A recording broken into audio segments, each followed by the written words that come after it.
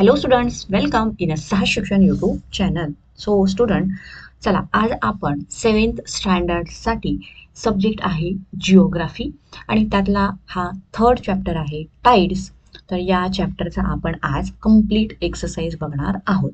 तर याच्या आधीचे जे चॅप्टर आहेत त्याचे सुद्धा एक्सरसाइज ऑलरेडी आपल्या या चॅनलवरती अपलोड केलेले आहेत. त्यासाठी सेपरेट अशी एक प्लेलिस्ट बनवली आहे. त्या प्लेलिस्टमध्ये जाऊन तुम्ही ते बघू शकता.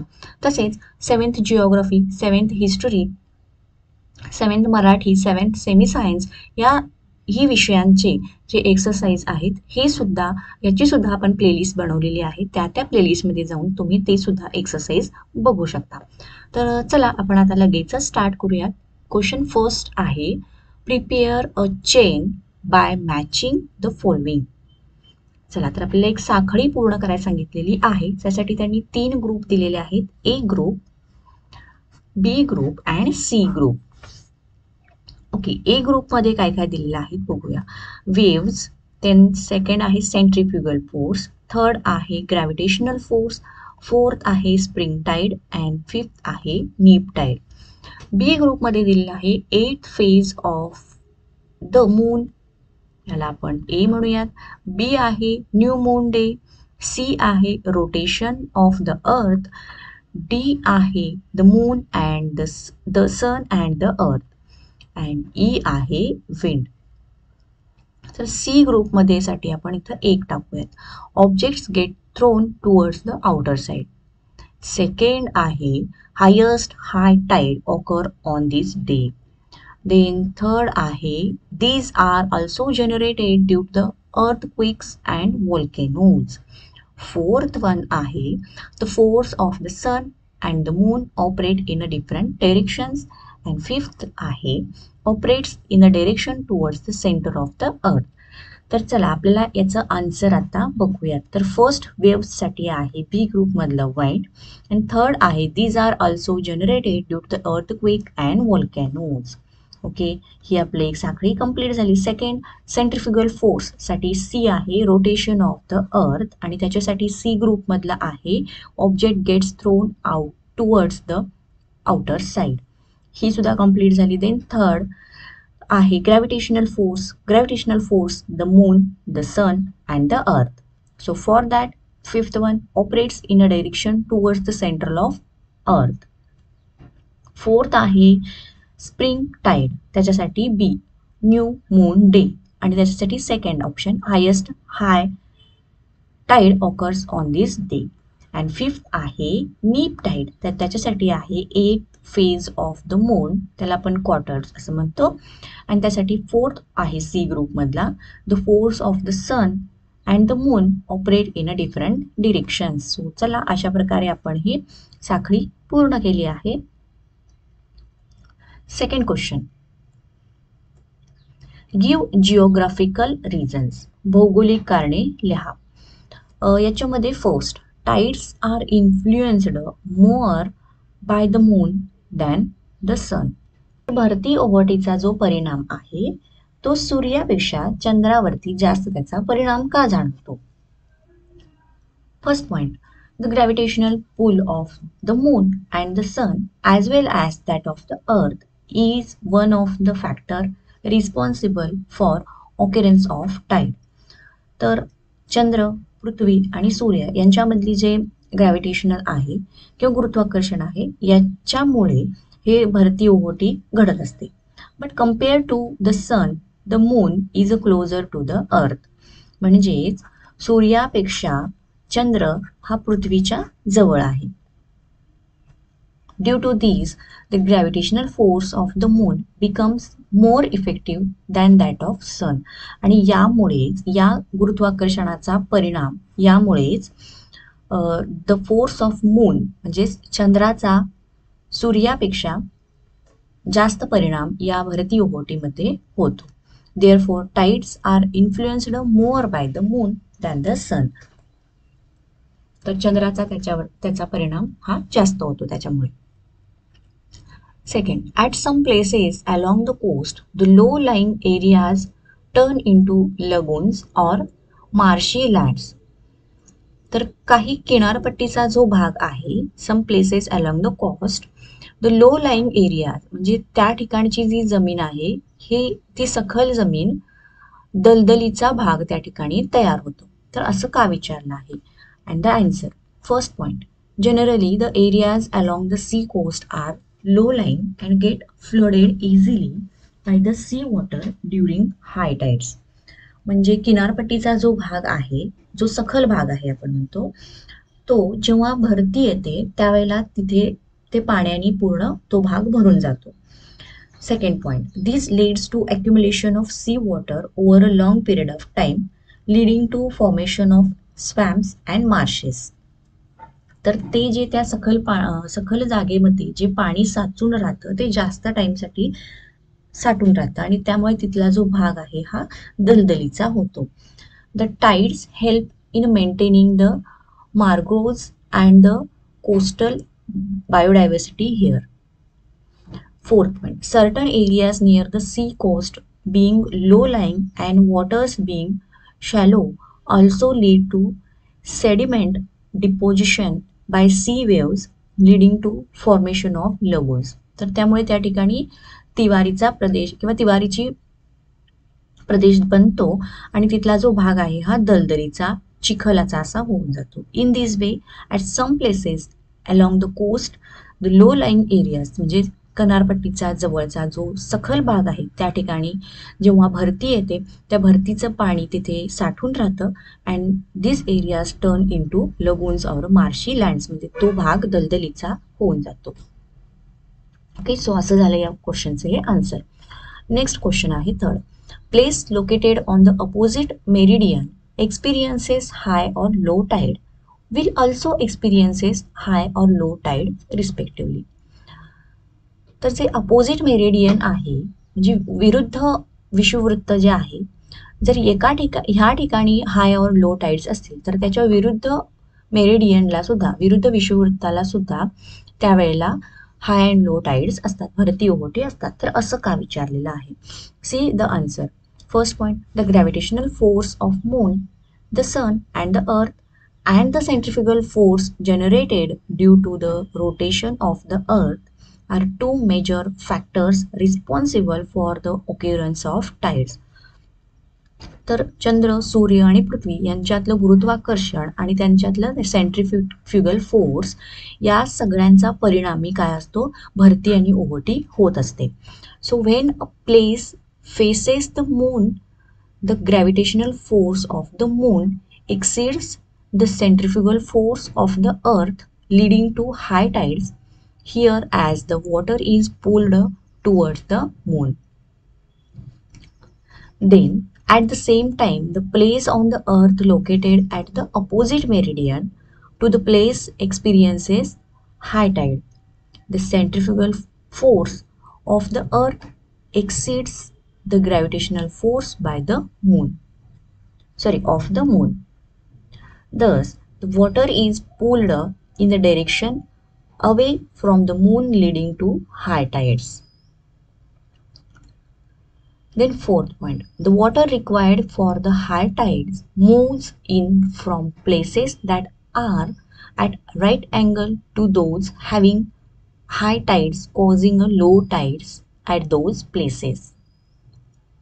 Thus, place located on the opposite meridian to the place experiencing high or low tide will be also experiencing high or low tide respectively.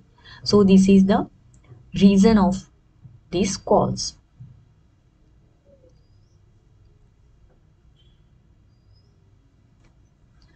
Okay, next third question, answer in a brief. तर विद्यार्थ्यांनो, तुम्ही चॅनलवरती नवीन असाल तर चॅनलला पटकन subscribe करा. Video आवडत असेल तर व्हिडिओला लाईक करा आणि तुमच्या फ्रेंड्सना सुद्धा शेअर करा. तर चला यातला question first. If there is a high tide at 7 AM, find the timings of the next high and low tides on the same day at the given places. तर आज सकाळी जर भरती होत असेल तर त्याच्या पुढच्या कोणत्या टायमिंगला भरती ओहोटी होईल हे आपल्याला विचारलेलं आहे.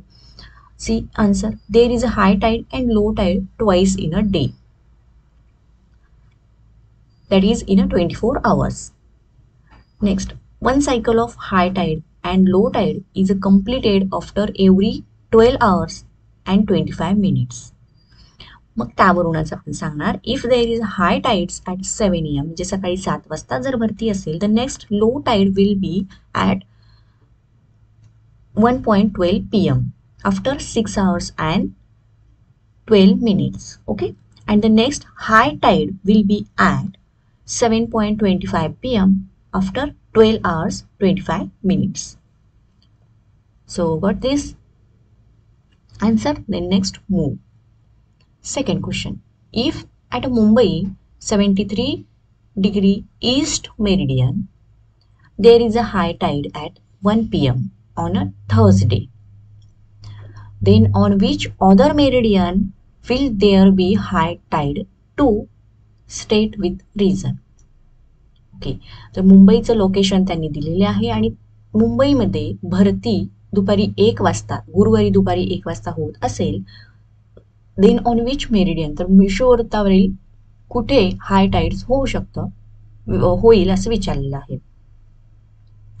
The answer the other meridian which will experiences high tide will be 107° west because it is exactly 180° opposite from 23° east. तर त्याच्या बरोबर अपोजिट साइडला तिथे हाय टाइड्स ऑकर होणार.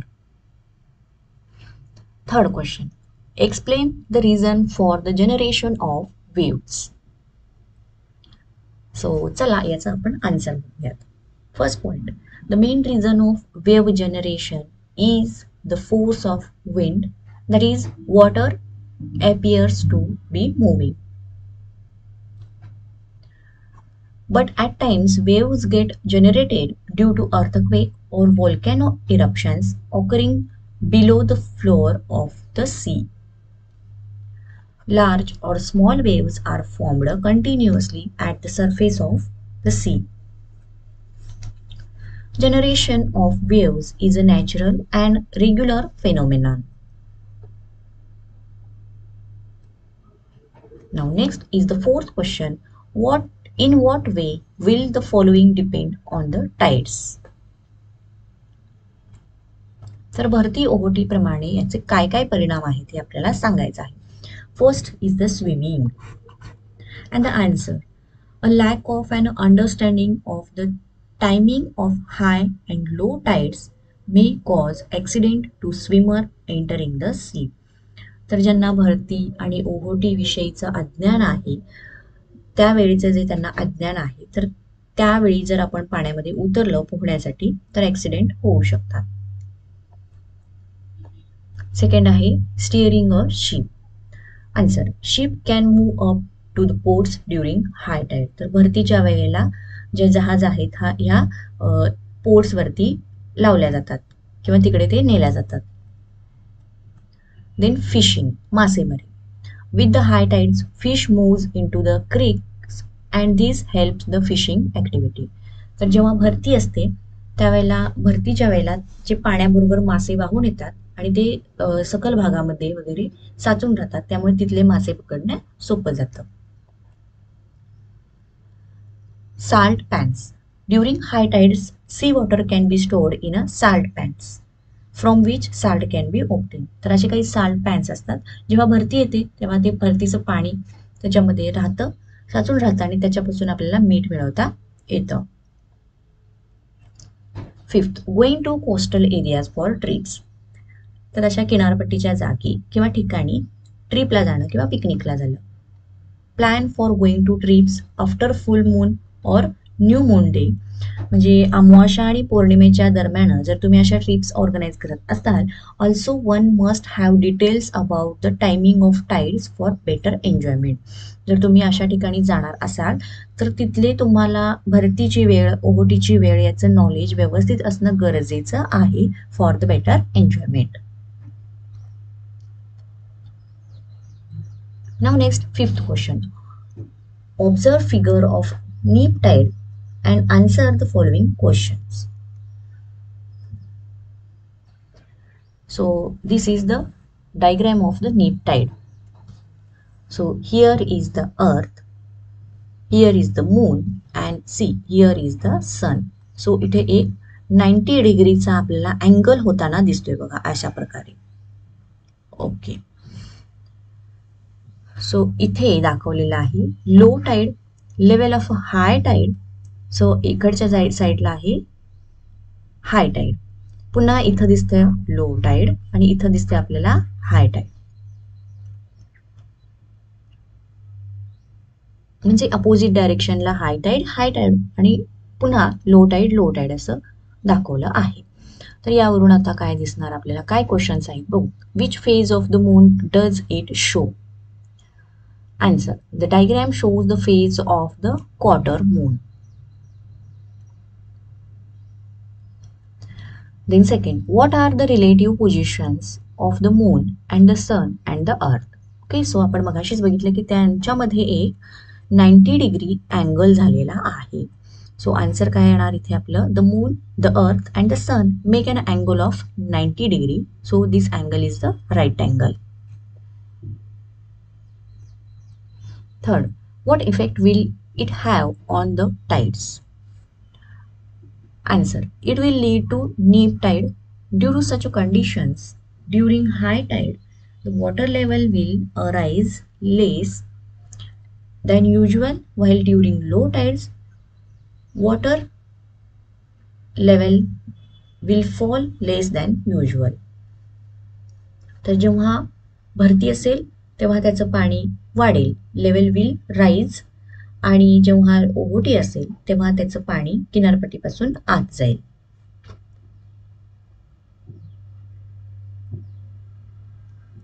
सिक्स, डिफरन्शिएट बिटवीन, फरक लिहा.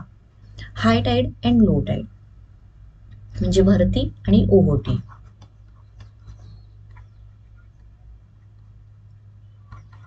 So first, the rise in the level of sea water is caused by the combined effect of centrifugal and gravitational force of the moon and sun. चंद्र आणि सूर्य याच्यामध्ये जो centrifugal आणि gravitational force आहे याचा परिणाम म्हणून भरती होते आणि त्याच्यामुळे जे पाणी आहे हे पाणी समुद्राच्या किनारपट्टीपासून पुढे येते किंवा वाढते, त्याची लेवल वाढते. The fall in the level of seawater is caused by the combined effect of centrifugal and gravitational force of the moon and sun. पुन्हा चंद्र आणि सूर्याच्या सेंट्रिफ्युगल ग्रॅव्हिटेशनल फोर्समुळे, त्यांच्या परिणामामुळे जे समुद्राचे पाणी आहे याची लेवल कमी होते, यालाच ओहोटी असं म्हणतात. Then second, at the time of high tides, sea water is very close to coast. म्हणजे ओहोटी भरतीच्या वेळेला पाणी हे किनारपट्टीच्या पुढे येते किंवा किनारपट्टी जवळ येते, आणि at the time of low tide, ओहोटीच्या वेळेला sea water is far away from the coast, तर ते किनारपट्टीपासून आतमध्ये जाते. नेक्स्ट आहे spring tide and neap tide, म्हणजेच त्याला लाटा आणि सुनामी लाटा असं म्हणतात. It occurs on the new moon day and the full moon day. तर अमावस्या आणि पौर्णिमेच्या वेळेला हे घडतं. It occurs on the first and the third quarters day. The gravitational pull of the moon and the sun as well as that of the earth are in the straight line and act in the same direction. The gravitational pull of the moon and the sun are at right angle. Spring tides are a little higher than the average high tides and a little lower than the average low tides. And neap tides are a little lower than the average high tides and little higher than the average low tides. So this is the difference between spring tide and neap tide. Seventh, describe the positive and negative effect of tides. तर भरती आणि ओहोटीचे चांगले आणि वाईट परिणाम लिहा. So first we take positive effect of tides. In that first, the tides are clear the waste and hence the coast become clean. तर त्यामुळे किनारपट्टीचा प्रदेश जो आहे हा क्लीन होतो. Ports do not get filled with sediments. Then ships can move up to the ports during high tides. भरतीच्या वेळेला जहाज आहेत त्या किनारपट्टीलगत येतात. During high tide sea water can be stored in a salt pens from which salt can be obtain. तर भरतीच्या वेळेला मग अशी आपण बघितलं भरतीच्या वेळेला जे पाणी आहे हे किनारपट्टीच्या जवळ येतं. It can be stored in a salt pan आणि त्यापासून आपल्याला मीठ मिळतं. तर tidal force can be used to generate electricity. तर टायडल फोर्स म्हणजे भरतीचे जे पाणी आहे हे समुद्राच्या किनारपट्टीच्या जवळ येते आणि त्याच्यापासून आपल्याला इलेक्ट्रिसिटी बनवता येते. With the high tides fish move into the creeks and this help fishing activity. तर भरतीच्या वेळेला मासे हे पाण्याबरोबर बाहेर येतात, किनारपट्टीच्या जवळ येतात आणि त्यामुळे आपल्याला ते फिशिंग ॲक्टिव्हिटी करायला मदत होते. The tides help in maintaining the mangroves and the coastal biodiversity. तर त्या ठिकाणची जैवविविधता आहे ती मेंटेन राहण्यासाठी त्याचा उपयोग होतो. Now the negative effect of tides are as follow. A lack of understanding of the timing of high and low tides may cause accident to swimmers entering the swim. तर कधी भरती येणार आणि कधी ओहोटी येणार याचं जर टायमिंग आपल्याला माहीत नसेल किंवा त्याच्याबद्दलची माहिती नसेल आणि जर समुद्रामध्ये तुम्ही पोहण्यासाठी उतरलात तर त्यामुळे ॲक्सिडेंट होऊ शकतो. This is the negative effect of tides. So student, आपला हा व्हिडिओ या ठिकाणी संपला आहे. तुम्हाला आवडला असेल तर लाईक करा, फ्रेंड्सना शेअर करा आणि चॅनलला अजून सबस्क्राईब केलं नसेल त्या चॅनलला पटकन सबस्क्राईब करून घ्या. थँक्यू.